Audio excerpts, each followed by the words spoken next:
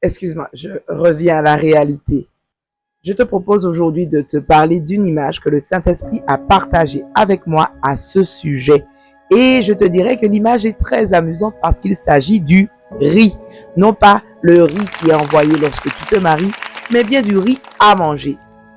Un jour, j'allais chez mes parents. J'avais faim, ils n'étaient pas là. J'ai été regarder dans le réfrigérateur et tu sais quoi? Il y avait du riz. Et je l'ai pris et je l'ai réchauffé. Mais quand je l'ai regardé, il avait l'air bon, mais j'avais en moi un sentiment que c'était un peu bizarre. Je ne savais pas encore pour déterminer comment, mais en tout cas, il me semblait trop bizarre. Je l'ai regardé, j'ai senti, mais en fait, il me semblait trop bizarre. Donc, j'ai appelé mon père parce que je voulais être sûre que c'était le riz qu'ils avaient fait. Et je n'arrivais pas à le joindre. Alors, j'ai installé la table et je me suis installée pour manger. Et au moment où j'allais manger, j'ai enfin pu joindre mon père qui m'a dit « Non, non, non, ce riz-là n'est pas bon. Le riz que j'ai préparé pour toi est dans l'autocuiseur, il est là. » Et mon ami, quand j'ai été voir l'autocuiseur, j'ai soulevé et effectivement, le riz était là, bien chaud, en train de m'attendre. Alors, pourquoi je te dis ça?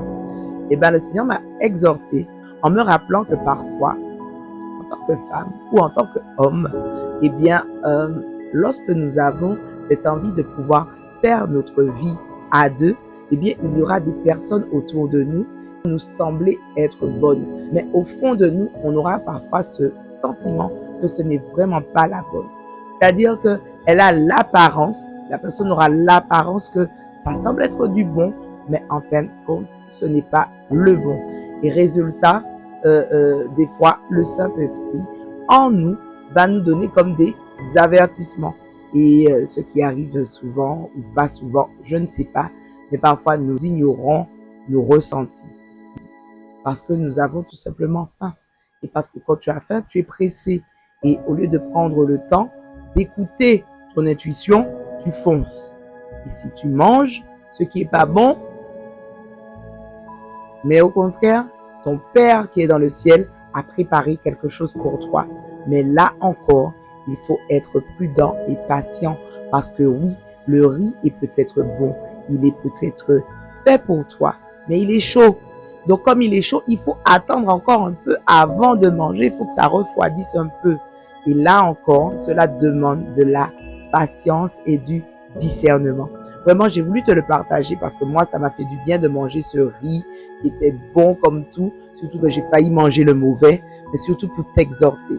Toi, qui as peut-être vu quelqu'un qui te plaît, eh bien, sois à l'écoute de ce que le Seigneur met dans ton cœur. Ne te laisse pas aveugler par ta faim. Et surtout, j'aimerais te dire, ne confonds pas l'admiration et l'amour. Souvent, lorsqu'on a été blessé, lorsqu'on a vécu des histoires difficiles, il est facile de tomber amoureux de la personne qui va nous montrer un peu d'affection, un peu de compassion et on va être très séduit par la chose. Mais prends le temps de guérir parce que souvent dans cette phase, l'autre va paraître comme étant le plus beau, le plus gentil, la plus belle, la plus gentille. Mais en fait, c'est juste parce que c'est ta blessure qui te fait apprécier les qualités humaines de cette personne. Elle peut être celle qui est faite pour toi, mais parfois, des fois, c'est de l'admiration et non de l'amour. Donc, ne confonds pas les deux. C'est vrai qu'il faut quand même une dose d'admiration pour celui ou celle qu'on aime, mais parfois, cette admiration n'est pas quelque chose de plus. C'est juste que tu es ébloui par ce que la personne peut faire parce que tu n'auras pas connu cela avant. En tout cas, moi, je te le dis, sois patient, sois prudent, prends tes précautions. Et comme il est dit dans la Bible, n'éveillez pas l'amour avant qu'il ne le veuille. Voilà, c'était Ness by Holy Spirit, NBS, pour vous servir, pour te servir. Shalom sur vos vies, les amis. Bye.